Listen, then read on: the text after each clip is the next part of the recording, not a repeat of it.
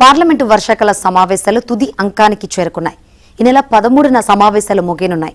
సమావేశాలు ఇంకా 4 రోజులు జరగనుండగా ప్రభుత్వం ప్రతిష్టాత్మకంగా భావిస్తున్న కీలక బిల్లులు ఇప్పటికీ ఆమోదం పొందలేదు.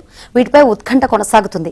విదేశీ విరాళాల సవరణ బిల్లు 2026ను ఎలాగైనా ఆమోదింపజేసుకోవాలని ప్రభుత్వం వ్యూహాలు సిద్ధం చేసింది. దీంతో పాటే డీలిమిటేషన్, మహిళా రిజర్వేషన్ బిల్లులను సైతం తెరపైకి తెచ్చే యోచనలో ఉన్నట్లు ప్రతిపక్ష శిబిరంలో జోరుగా చర్చ జరుగుతోంది. 2023 శీతాకాల సమావేశాల మాదిరిగానే విపక్ష సభ్యులను సస్పెండ్ చేసి ఎలాంటి చర్చ లేకుండానే ఈ కీలక బిల్లులను ఆమోదింపజేసుకుంటారనే ఆందోళన ప్రతిపక్ష పార్టీలో కనిపిస్తోంది.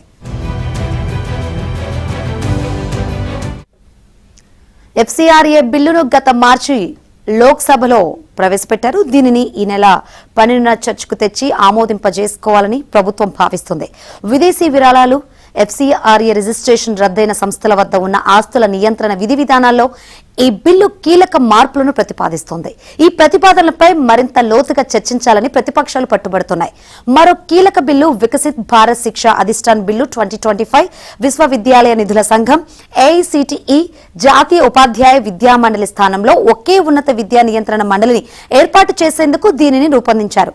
దీనిని గతేడాది డిసెంబర్లో లోక్సభలో ప్రవేశపెట్టగా ప్రస్తుతం సంయుక్త పార్లమెంటరీ కమిటీ పరిశీలనలో ఉంది. ఉభయ సభల్లో లభించే సమయంపై ఆ బిల్లుపై చర్చ ఆధారపడి ఉంటుంది. అలాగే prevention of insults to national honour bill 2026 ఈ సమావేశాల ఎజెండాలోని ప్రధాన బిల్లుల్లో ఒకటి. జూలై 20న సమావేశాలు ప్రారంభమైనప్పుడు పీఆర్ఎస్ లెజిస్లేటివ్ రీసెర్చ్ రూపొందించిన తొలి జాబితా ప్రకారం 28 బిల్లులు పెండింగ్ లో ఉన్నాయి. వీటిలో కొన్ని బిల్లులకు ఇప్పటికే ఆమోదం లభించింది.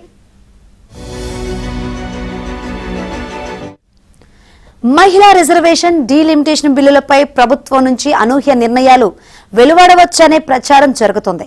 వీటి ఆమోదానికి సభలో 3/2 మెజార్టీ అవసరం.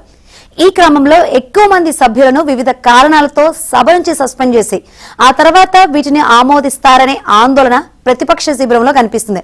అయితే జెన్జీ ఉద్యమం, ధర్మేంద్ర ప్రధాన్ రాజీనామా, మోదీ, అమిత్ షా సభకు రాకపోవడం తదితర అంశాల నేపథ్యంలో కేంద్రం అంత సాహసం చేస్తుందా అనే ప్రశ్నలు తలెత్తుతున్నాయి. ఈ నేపథ్యంలో చివరి 4 రోజులు సభ్యులందరూ అప్రమత్తంగా ఉండాలని ఇండియా కూటమి పార్టీలను కాంగ్రెస్ హెచ్చరించింది. కాంగ్రెస్ సభ్యులంతా సమయానికి విధిగా సభలకు హాజరు కావాలని విప్ జారీ చేసింది.